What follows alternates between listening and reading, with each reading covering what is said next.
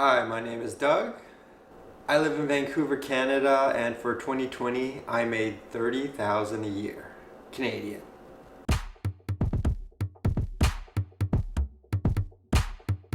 So I was born and raised in Vancouver. My parents still live out in the suburbs, and you know what? They gave me every opportunity to succeed, but I don't feel like they were always the greatest managing money. They still deal with bank mutual funds. So I've been watching a lot of videos on finance, real estate, and this millennial money seemed like a really interesting topic to talk about. I want to look back on this video in 5 years and just see how much I've improved, grown, and I hope this inspires you. I hope this inspires myself just to talk about finances, money. So let's break down my income, finances, savings, debits, investments in 2020. Now, I was never really big at school. I graduated high school and had no idea what I wanted to do. I did go to college, I never graduated, but I never stayed long enough to incur any debt. I, for the most part, have been working even while I was in high school. But 2020 was a pretty volatile year for me. It was sort of bad timing, but at the beginning of 2020, I was in the midst of changing careers, which was terrible timing. By March 2020, I was laid off and not working.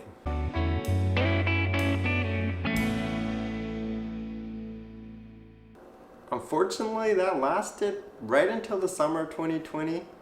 I would venture to say that the majority of the $30,000 I made in 2020 came within the last 5 to 6 months of the year. And money has never been a huge priority for me, but looking into 2021, I am foreseeing that I'll be able to drastically increase my income. So even though 2020 was kind of a wild, volatile year, the future does look pretty positive. And even if there are more stumbling blocks, I've always felt like there's tons of opportunity to make money, and overall I'm not really worried about it. Now, I was fortunate enough to spend quite a few years living at home, virtually rent-free, and was able to build up a little bit of a savings account. So by the time I moved out, I always have had sort of a buffer zone, even if something went wrong. So in 2020, even though my career was kind of all over the place, I made a pretty big move with my girlfriend to buy an apartment in Maple Ridge. It was a pretty spontaneous move, but I really do feel like owning your own place, not paying rent, and being in the market, the real estate market here in Vancouver, just a super positive thing to do. And we did it pretty spontaneously, pretty quickly overall. And surprisingly, qualifying for a mortgage was fairly easy. We didn't really have too much trouble with it.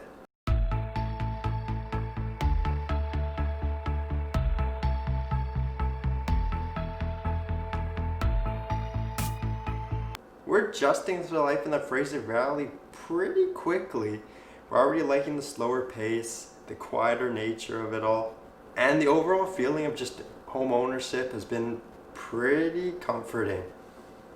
Now our mortgage payments are about $1,100, condo fees are about $400, taxes are about $200, internet $100 for hydro, $150 for insurance. So our overall monthly cost of housing is $2,050. Now we split that 50-50, so I'm roughly spending about $1,050 on housing.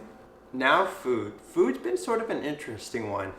2020 has been a pretty volatile one for this too. I've spent a lot during some months, and other months in 2020 have been actually fairly low. Overall though, my girlfriend and I spend a lot of time cooking, and we live really close to a Walmart, multiple grocery stores where we can shop around a little bit and save. We meal prep a lot, and we only go out to eat about 2 to 3 times a month max. Our monthly food budget for 2 people is only about $500 a month. I would estimate our dining out budget is about $100 a month. So split between 2 people, again, it's fairly affordable. Living together with someone else has dramatically decreased how much I spend just on virtually everything. One of my biggest personal expenses would be transportation. But we both drive 20-year-old cars, super cheap on gas, insurance, and as far as cars go, if you live out in the Fraser Valley, you definitely need one.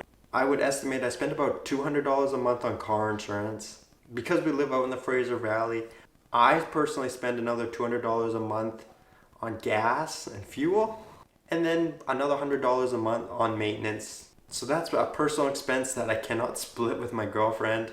It's about $500 a month in total, roughly, just to own and operate a vehicle. Which sounds a little crazy just making this video, but that is about how much I spend on my vehicle. One of the great things about living in Vancouver or the Lower Mainland is there's just so much to do around here where you don't have to spend any money. My girlfriend and I spend a ton of time hiking. All the parks, trails, beaches around here are absolutely free. So overall, I would estimate we spend about $100 a month on entertainment. We don't go out to restaurants and drink, but we do spend about roughly $50 on alcohol. I estimated about $75 on clothing and miscellaneous. That might be a little bit low. $30 on my phone bill, $20 for Netflix. So my overall expenses were about $2,000 a month, which I'm pretty proud of. I'm not actually sure if I could get that down anymore, because I feel like we do live a pretty frugal life. And like I've said, I've never felt like I've had trouble making money. Now, as far as savings go, my girlfriend and I split the down payment on this place. We each only put down about $10,000, 5% roughly. So 2020 definitely drained a little bit of my bank account. But since I've had previous years where I was living at home with virtually no expenses, I still have some investments.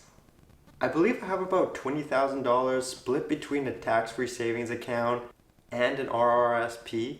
I've been unfortunate where I haven't been able to include any more money in either of those accounts this year, just because of everything that's been going on. But it's something I'll probably be focused on a little bit more in 2021. Any extra income I've had at the end of the month, I've been just banking, putting in a savings account, so I have a little bit of a buffer zone there in case anything happens. So that is a 2020 breakdown of my life, income and expenses. I want to thank Millennial Money for giving me this idea. If you're watching, like the video, and I guess that's it. I hope you have a good 2021. I'll see you then.